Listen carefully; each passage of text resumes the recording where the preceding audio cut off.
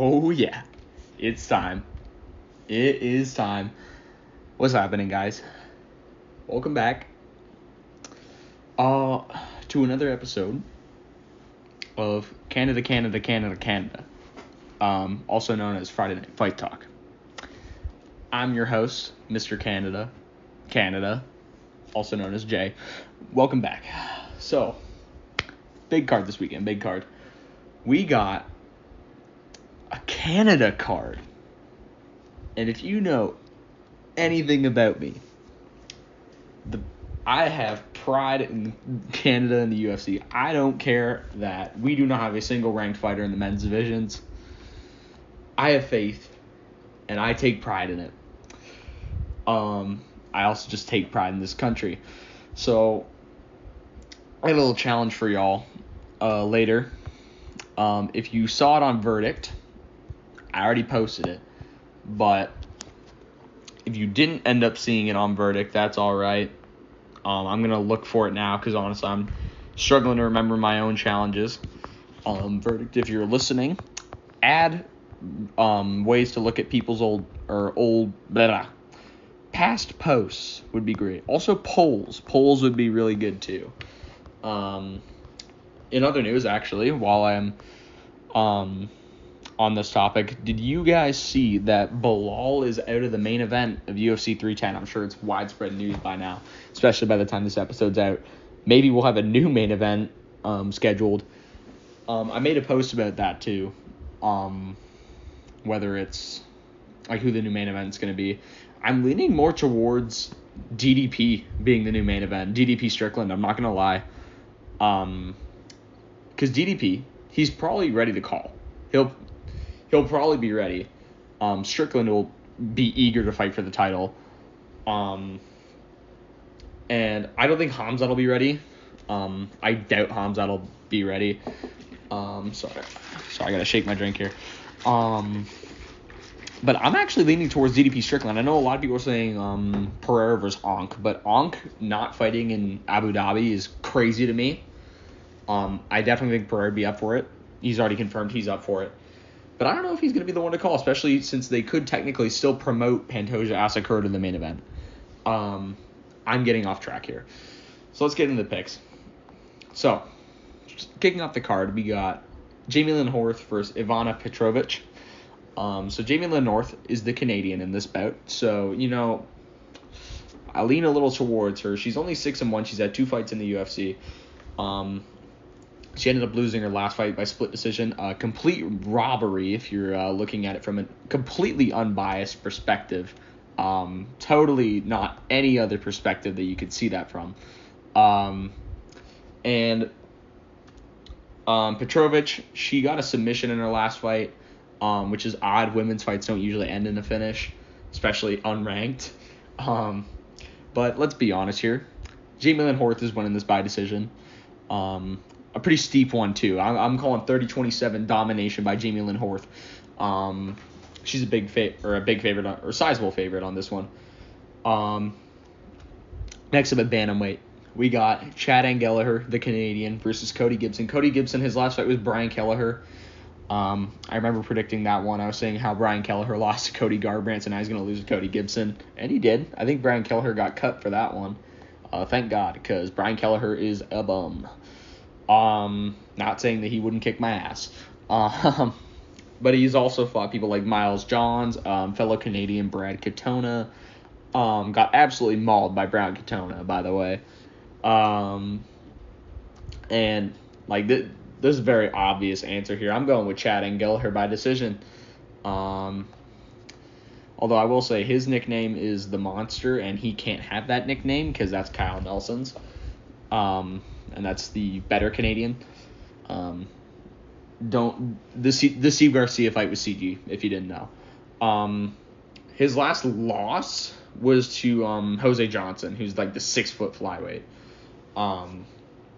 So really, you got nothing to worry about here. I don't know how he's the underdog. I don't know how people aren't betting on him. This is easily going to be one-sided for Chad and Chadaho and Helliger. Yep, there we go. That sounds like the right way to say it. All right, next up we got bantamweight. We got Sergey Saidi versus Garrett Armfield. So this is one of the bouts that doesn't really have a Canadian in it, and you might be wondering, well, why isn't there a Canadian in this bout? Well, that's because, if you didn't know, Canada has the second highest population of Ukrainians the highest population of Ukrainians outside of Ukraine. So obviously we have to put a Ukrainian on here against the American. So we had Saidi on the 297 card, fighting in Canada yet again, and he ended up losing that one. But complete robbery again. No, that one wasn't a robbery. I'll admit that one. But Armfield over here, he's lost to the great Brad Katona, two-time Tough winner. So I'm going with Sergey Saidi. Is he gonna finish him? What do you think? Is he gonna finish him? Yeah, he's gonna finish him. Let's say round 3 TKO for Sergey here, or I don't know if it's Sergey, but there's no G, so it's Sergey Saidi. All right, next up, I'm surprised it's on the prelims, but this is probably going to be a high-level grappling fight, which is why it's on the prelims. A lot of people don't cue in for grappling. We got Alexander Romanov versus Rodrigo Nascimento. So if you know me, I don't think Rodrigo Nascimento should be a ranked heavyweight. That's just me. Beating Don'Tale Mayes twice should not get you into the rankings.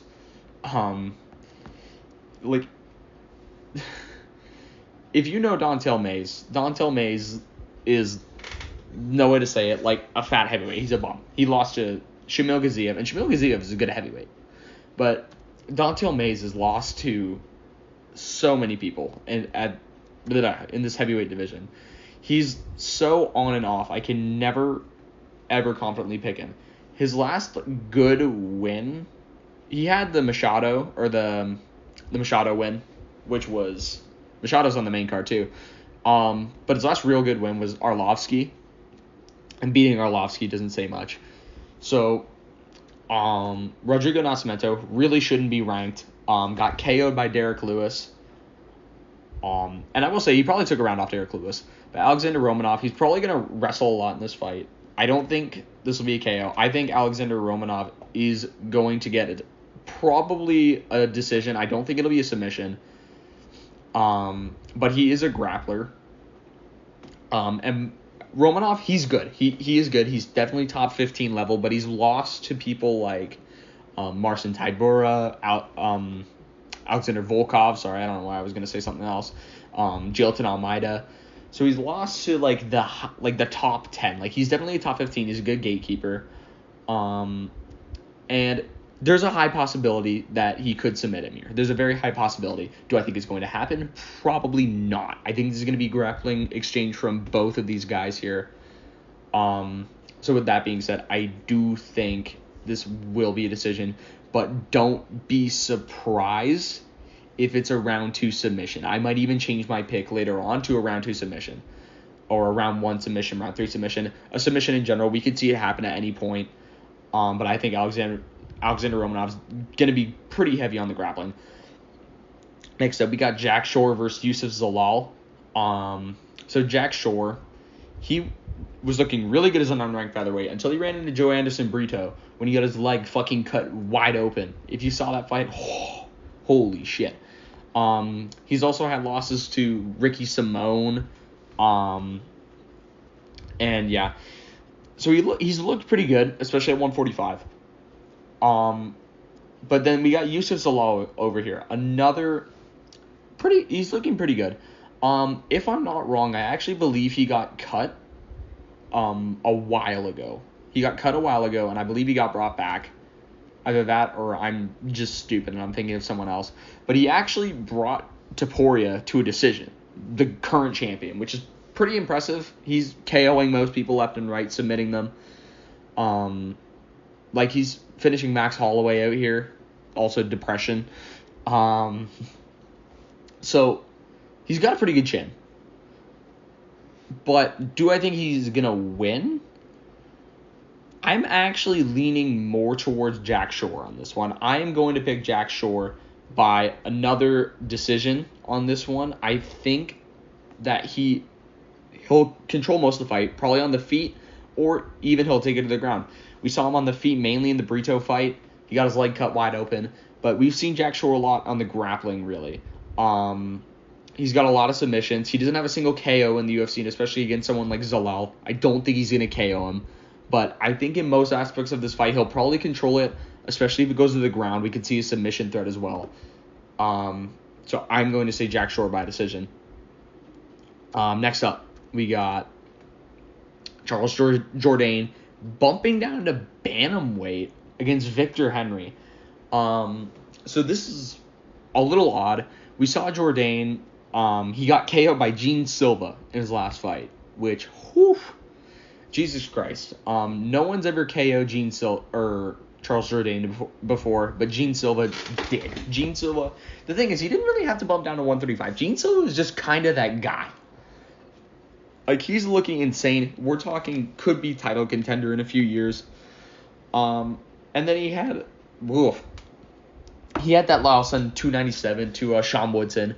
That's also not a bad loss. Sean Woodson is probably going to get a ranked opponent next, especially after beating Alex Caceres, which was kind of a robbery, but that's all right.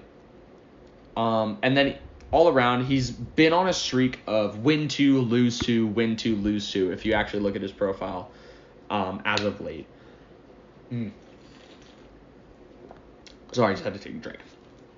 Also, this week's drink is strawberry kiwi. Instead of this week's food. I do not have a food next to me this week. So, who do I think is going to win this? Looking at Victor Henry, pretty good, like, bantamweight. He beat, what's his name? The Boshrot fight got turned over, or I forget if it was a turnover or if it was a, like, full KO. I believe it was a no contest, if I'm not wrong. Oh man, what card was that? Was that the Volkanovski one? I think it was a no contest, if I'm not wrong. And yeah, that got turned over, but he's also fought Asuncao. He's all around just looked decent in the bantamweight division. That being said, I'm picking Charles Jourdain by decision. That's right, fuckers. Canada strikes again. This French fuck is going to dominate Victor Henry. We've seen it before. It's going to happen again. Now, I will say, new division. The cut could be worse on him. He could be a little more chinny. But that's all right. That's all right. Nothing's worse than Gene Silva, all right? Next up, we got Ariane De Silva versus Jasmine. Oh, fuck. I still can't say her last name. Jasudavicius? Yeah, sure. That's we're going to say that. So, one of our only ranked fighters. And it's in the women's divisions. Her only losses recently have been to Tracy Cortez. And Tracy Cortez is really good ranked flyweight. So I think that's not a bad loss even. And then Ariane De Silva, she's coming off that loss to Karine Silva. By the way, I thought that fight was hilarious, having two people with the same last name. That shows how popular that last name is in Brazil. But she's looked all around pretty good. As to who is going to win this, come on. You already know. We're going Jasmine Jasudavicius by decision. I know there's a lot of decisions. Us Canadians, we're big on our decisions here. But also Jasmine, she's not known for finishing people. She's got, 4 finishes in her entire career. And, we could see submission, but Ariane De Silva is also a jiu-jitsu specialist, so I don't think that's going to happen. And prelim headliner, man, am I excited for this fight. We got Ariel Helwani, Ayman Zahabi versus Pedro Munoz. So, I gotta say, I think the winner of this fight gets a ranked opponent. Is that just me? Because Pedro Munoz was just ranked, and he just lost to Kyler Phillips and just got fizzled out of the rankings. I think he's next in line for a ranking if he wins this fight. And same with Ayman Zahabi. I think he's done enough. He's been on a, 4-fight win streak now? He lost his first 2 in the UFC, but he managed to come back. He's beat, Ricky Turcios, I still can't say his name. The guy at the Sphere, and he took Jared Boshrot. One of the Boshrot brothers. Yeah, Javid, not Jared. Javid Basharat's by a dominant decision. I'm not gonna lie. So Ariel Helwani, I also call him Ariel Helwani because if you look at him, he looks identical to Ariel Helwani. Not to mention they're both from the same country. So he's looked really good. And Pedro Munoz, if you somehow don't know him, he's been around forever. Was ranked. He had that fight with Kyler Phillips, and he's really only lost to the top contenders at bantamweight. Like he lost to Chito Vera, a close decision. He beat Chris Gutierrez when he was ranked, but he also got that eye poke from Sean O'Malley. Lost to Dominic Cruz, Aldo. So he's really losing just the top level bantamweights. But a really good gatekeeper. So this one's tough to predict. But knowing that Zahabi's Canadian, I'm picking Zahabi by a decision. He won't finish Pedro Munoz. Pedro Munoz doesn't really get finished. I know I said the exact same thing about Max Holloway. Shut up. Don't remind me about it. I hate that I had to remind myself about it. But I know Zahabi intends on finishing him. I don't think it'll happen. Pedro Munoz is too tough to finish. Okay, that's the prelims. Now, this is where the main part happens because Verdict Tournament Season 2 is out. And I'm against Tosh Picks. Tosh Picks has very good picks. So, this is where it really matters, and I have to be strategic about this. All right? So, with that being said, opening up the main card, we got Mike Malott and Trevin Giles. Trevin Giles, he has lost to a lot of scary welterweights. We saw him up against Bonfim. He got fed to Carlos Prates. He did beat Preston Parsons, but he's also fought Michael Morales, even DDP. Like he really has. And I will say he had a good win over Roman Dolidze, which that's a tough fight to win. Even if I think Roman Dolidze is a fucking bum, that's just me. But he's looked worse recently. But I will say he is coming off Carlos Prates, for Christ's sake. And the thing with this fight is that it may or may not have already happened on a Fury grappling card. So if you want to know who won that fight, I'll give you a hint, and it's the same person I'm picking here by the same method. Mike Malott, round 2, submission. I said it. All of his wins have come by finish. And I think Trevin Giles is going to get finished here. That grappling fight, Mike Malott was fairly dominant. And I will say, fuck, Mike, you pissed me off when you fucking quit against Neil Magny. You're this close to being ranked. You were this close to being our one thing. And we blew it. All right? But whatever, it's fine. You know what? You can get this back. You're going to submit Trevin Giles. All right? You're going to submit him. This is proper Mike Malott time. All right? Next up, we got Marc-Andre Barriault versus Dustin Stoltzfus. Now, I won't lie. I am Canadian, and I think Marc-Andre Barriault's overrated. I think he's overrated. I'm not going to lie. He's been around forever, but he's lost to a lot of people. He's lost to Anthony Hernandez, Joe Pyfer. Close fight with Chris Curtis, I will say. He's just really, mid-level. Now, I know I'm saying he's mid-level, and I hate to say that. I like Marc-Andre. He did stare into the camera in the Joe Pyfer fight, and that did scare me a little. But Dustin Stoltzfus is probably the worst middleweight on the roster right now. And I know I'm saying that in a world where we have Cody Brundage on the UFC roster. But I actually think this guy's fucking terrible. All right? He has lost. He's won, 2 of his fights, I think? Man, who did he win against? Okay. He beat Dwight Grant, who is not in the UFC anymore. And he also beat, what's his face? Pinole Soriano. Who hasn't looked okay. He hasn't looked great. So he's looked really bad. He's gone, 6-2 in his entire UFC career, I think. So, and also he's on a 4-fight losing streak, I'm pretty sure. If I'm not, hang on, let me count this up. 1, oh no, he won one before. 2, yeah, really not looking that good. So I gotta say Marc-Andre Barriault by probably a decision on this one. I don't think we'll see a KO. Marc-Andre, as much as he KOs a lot of people, I don't think he's gonna KO him. I just think it's gonna go to a decision. I'm fairly confident in that one. And that is the last Canadian on this card, man. God damn. So now we got 4 fights without a Canadian. All right. So next up, we got Kyle Machado and Brenton Ribeiro. Kyle Machado's coming down from heavyweight, now going to light heavyweight. He actually lost to Don'Tale Mayes and Mick Parkin. Mick Parkin, that's not a horrible loss. Mick Parkin's really good, undefeated. And Don'Tale Mayes, yeah, that's a fucking bad loss. He's a bum. All right, but a lot of people are picking Kyle Machado because he's got the power, he's got the heavyweight power. But a lot of people don't know about Brenton Ribeiro over here. Brenton Ribeiro got a lot of power, got a lot of submissions.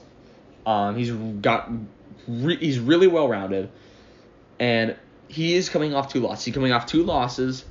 One of them was to Min Yang Zhang. You cannot, that's not a bad loss. Min Yang Zhang looks fucking crazy.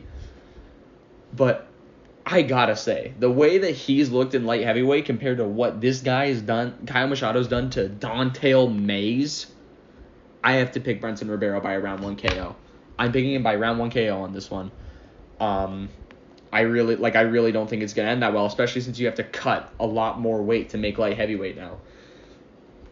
All right, next up, we got Derek Lewis, the Black Beast, versus Yonata Denise. Yonata Denise is looking on fire as of late.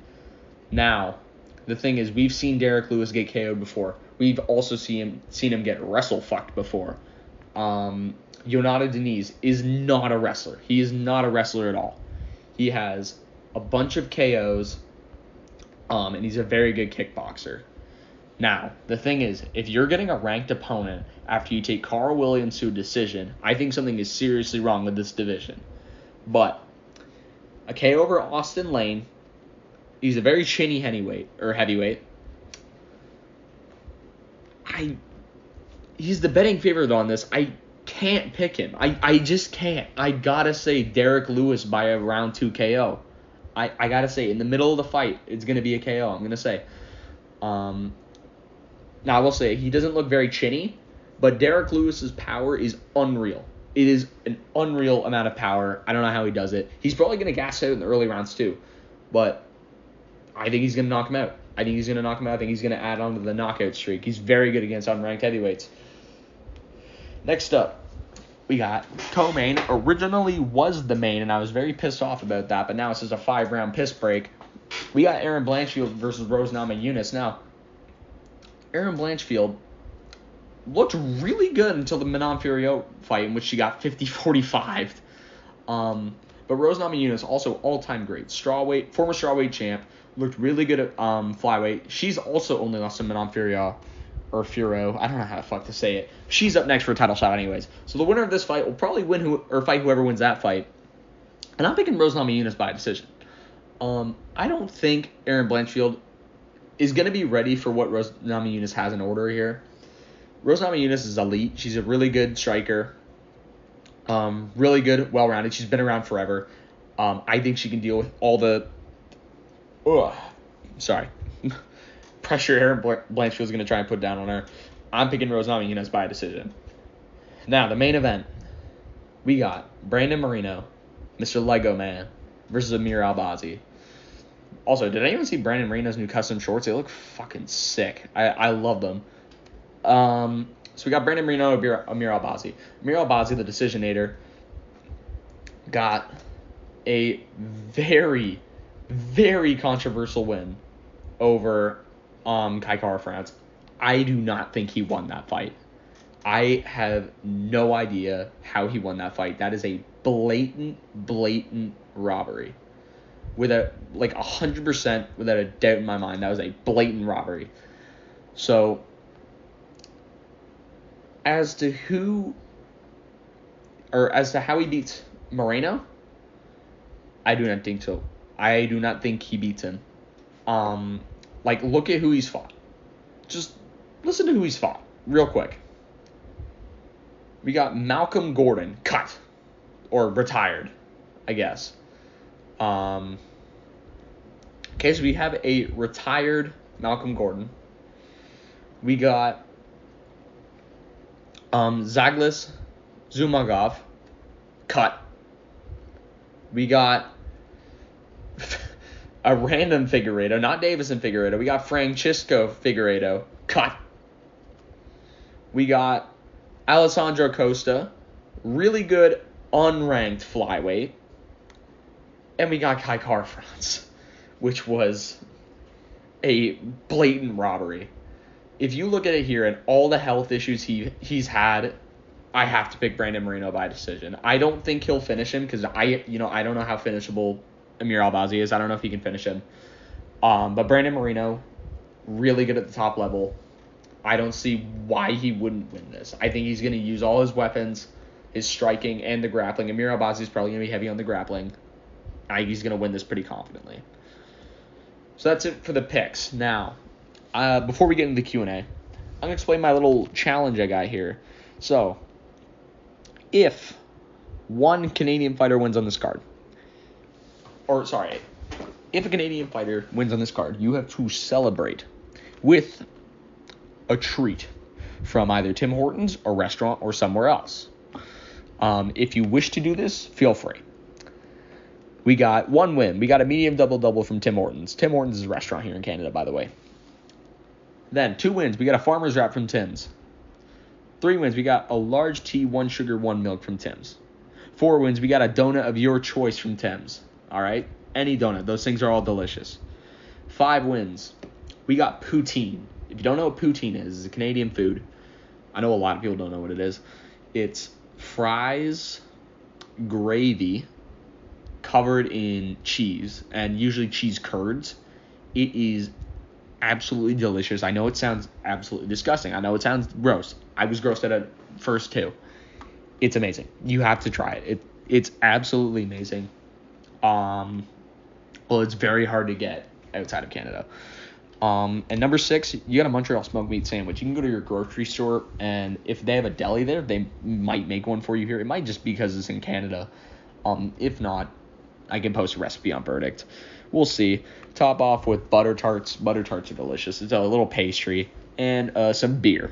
All right. Us Canadians, we love beer. All right. So that's my challenge.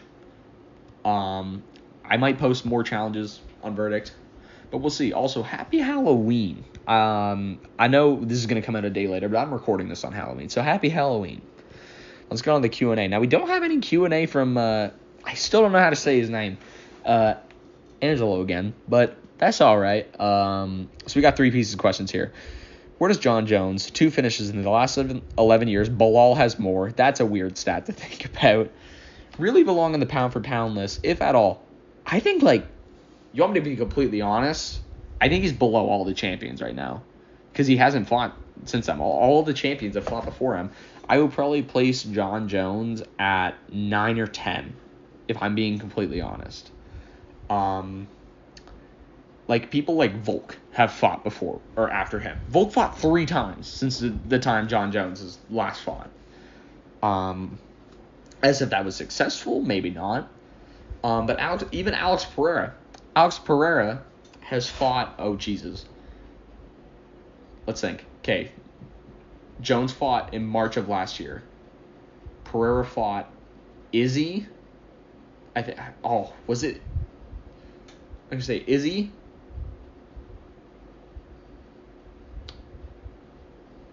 Jan Blachowicz, Yuri, Jamal Hill, Yuri again, and Khalil Roundtree. So that's 7 times. since the last time John Jones fought. And if I'm blanking on it and Izzy was actually before, then that's still 6. Like, I'd probably put him at 10. Not GOAT, that's a totally different category. Yeah, I agree. I think Dana White thinks of pound for pound as a GOAT list. That's complete bullshit. Volk or Diego Lopez versus Topuria next. I think the UFC is going to do Volk. I hope Volk too. I think Volk with enough time back or away can get the title back, honestly. That's just me. I know Topuria can probably chin him. If he chins him, I'm going to cry again.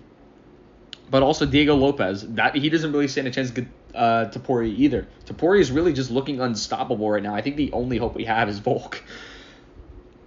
And Hamzat versus Dreykus or Sean versus Dreykus. I'm gonna put a note here that instead of Dreykus, the comment did say dickless. So take a note of that. Dreykus Army. I'd say Sean. I think Sean deserves it more. I get that he beat Robert Whittaker. That's an insane win. But it's like Umar Nurmagomedov. Me personally, I don't think Umar deserves a title shot. As to who else in that division deserves it, I do not know. But in a division like 185, you have Strickland. Strickland got robbed. I would say he deserves it. But if Hamzat were to get the title shot, sure, that's fine. Now, what intrigues you more, and what is really going to happen? I do think Hamzat intrigues me more. The Strickland fight, anything could happen. I might be in hot take category or territory for this. I think Dreykus beats Hamzat. Is that just me? like Dreykus was really looked unstoppable. The only time I picked against Dreykus was Izzy. And I was like thinking about it. I was like, I've never bet against Dreykus before, and he's always proved me right. So like, I don't know. And it was wrong. So I think Dreykus beats him. He's undefeated in the UFC. He hasn't lost in forever. Do you think Charles Jourdain can make the cut to bantamweight safely? I'm not sure, man. That's a tough cut. An extra 10 pounds is really bad. I would know from experience because I've cut to both of those weights. It's not fun. Really hoping for a Mike Malott bounce back. I agree. He had an amazing fight against Magny until the last round. I 100% agree with that. God damn, why did you quit in that last round? Is he going to get it done? Yep, round 2 submission. Other Canadians in the card are Marc-Andre Power Barbariol, bantamweights Ayman Zahabi, Chad the Monster Anheliger, and flyweights Jasmine Jasudavicius and Jamie Lynn North. 60% of the card is coming off losses. Let's fucking go Canada 7 for 7A. I 100% agree with you. We're going undefeated on this card. We are going undefeated. Canada is going undefeated on this card, 110%, without a doubt in my mind. We're not going to lose a single fight on this card. So that's it. So as for 310, 310, we've just heard that Bilal is out of the main event. That toe looks pretty nasty. It's not like a Conor McGregor baby toe injury where he had to pull out. It is like full toe is like, if you know what sound looks like, it's heavily like inflated. It looks like a balloon. So it looks like he had to get surgery on it. It looks like no physical activity for 6 weeks. So as a who steps in for that, we could see an interim title between JDM, although that could get moved to 312. I hope not. I'm actually surprised Shavkat still wants to fight on 310. I did not expect him to. I guess his family must have been taken hostage. We could see Kamaru Usman. I certainly hope not. I think his time at welterweight might be done. But we could also see Alex versus Ankalaev. I hope, Alex is probably going to take a break. He probably is going to want in. But the one I'm looking at, honestly, is DDP Strickland 2. That's the one I'm looking at to be the new main event. I could 100% see that being the new main event. The only other one that I could think of is if Islam is fully healed, because I know he had that hand injury, it could be Islam versus Arman. Because I know he said he'd be ready by late this year or early next year. Because I know he's either going to fight early next year or late this year. So if he's ready by late this year, I think we could see Islam versus Arman. But that's the only other thing I have for that. I guess that's it. Thank you for listening. Canada. We're going undefeated. and I will see you all next week. Bye-bye.